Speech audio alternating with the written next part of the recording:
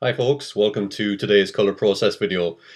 Right, so one thing you're not going to be aware of is I've been trying to do this recording 2 or 3 times, and yeah, the first few times I kept stumbling over myself, and then the last one, some uh, some local kids did a ring and run, where they ring the doorbell and run away.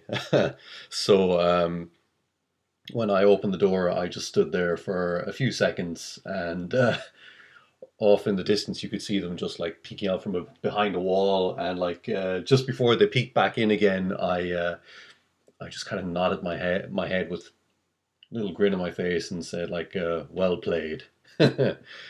um, yeah, because I mean, they're just kids, and yeah, I, I wouldn't let stuff like that annoy me unless it was done during the night when I'm trying to sleep. And yeah, nothing gets between me and my sleep. Anyways, today's comic.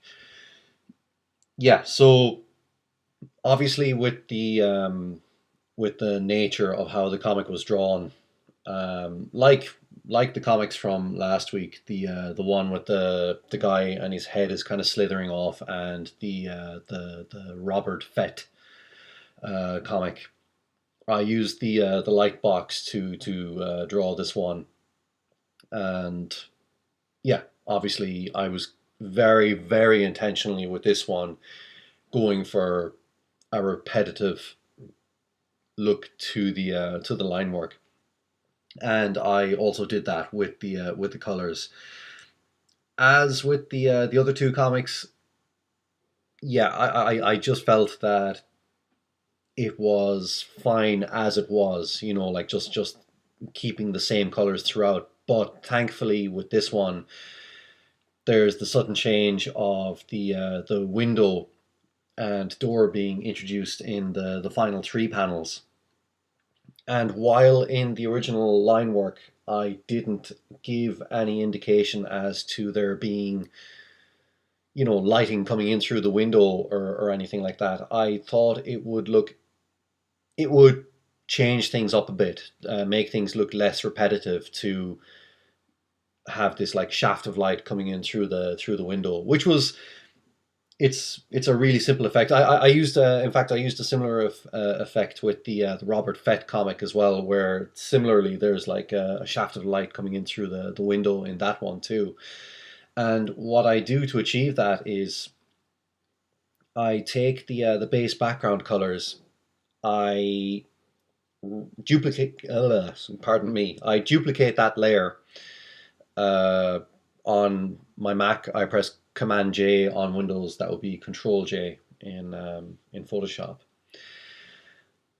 And with like that duplicated layer, what I then do is I darken it a bit by pressing Command or Control U and bringing the lightness slider down just a bit.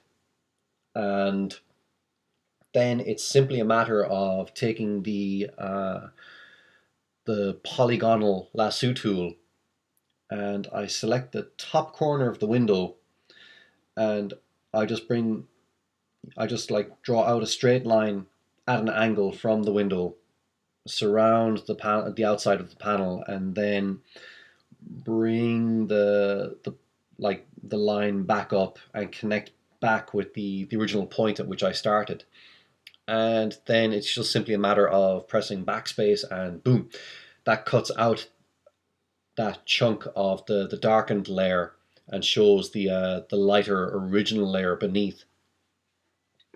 And on top of that, because there's so much like blue in the image, I thought, having a blue sky, obviously it wouldn't stand out all that well. So I was toying with having a red sky at first, which it looked quite nice, but I don't know, just it didn't quite work for me. And when I was toying around with the slider, with the sky color, something about that green color really worked for me, because it contrasts very nicely with the huge amount of purple that's going on in the background. And on top of that, just adding that green color, there's something about a green sky that doesn't look right. I mean, you don't see a green sky all that much outside of a few like animated things or paintings and whatnot, and it tends to, green is kind of, it can be the color of nature, but it can also be the color of something that's infected and wrong. And yeah, I didn't entirely intend on having like an odd atmosphere in the comic before the final panel, but there was something about that, having that green sky and that green shaft of light coming in, that worked for me. And so I decided to stick with that.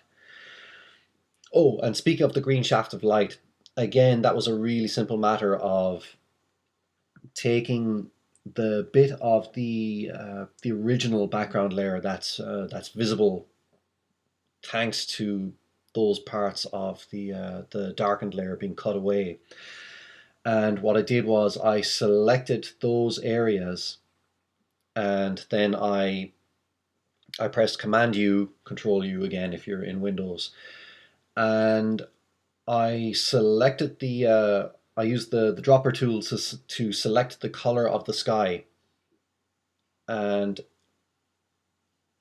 when I hit colorize on the hue tool, whatever, that immediately adds it it adds like that greenish kind of color to the background, and it just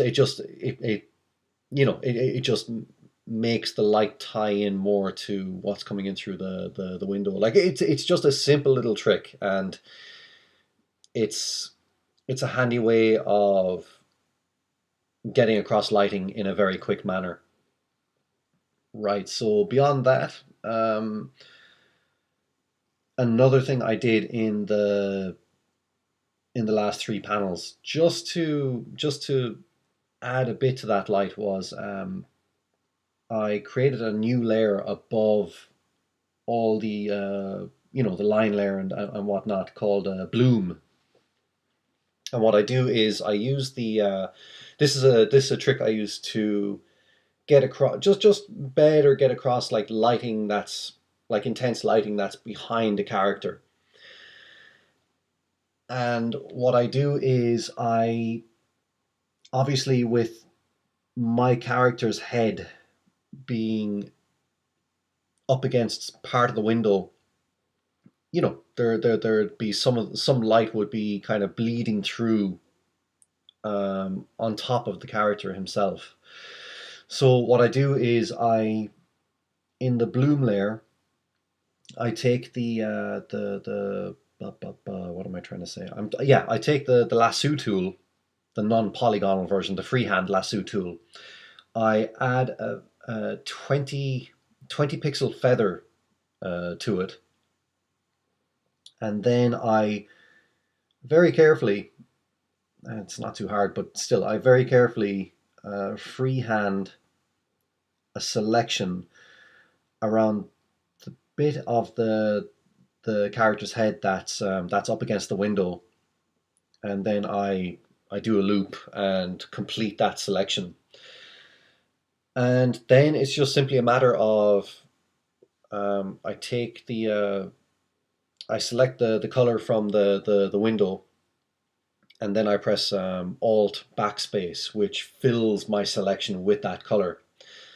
And what that does is, because of the 20 pixel feathering I've added to the selection, it creates this kind of fade effect, and it kind of bleeds out over the characters like colors and line work.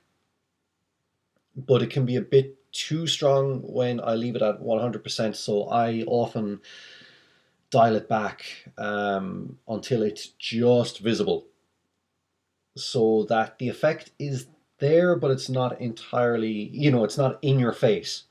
It's just a nice little enhancement to further get across the look of like intense light coming through, like coming through behind the character, and it's once once you notice it in one of my comics, you'll see it used a lot in my comics. Like I very much like to use it for a dramatic effect. Other than that, that's yeah. Do you know what? That's pretty much everything I have to talk about with this one. So yeah, I'll leave it at that, and I will talk to you at the next video. Take care.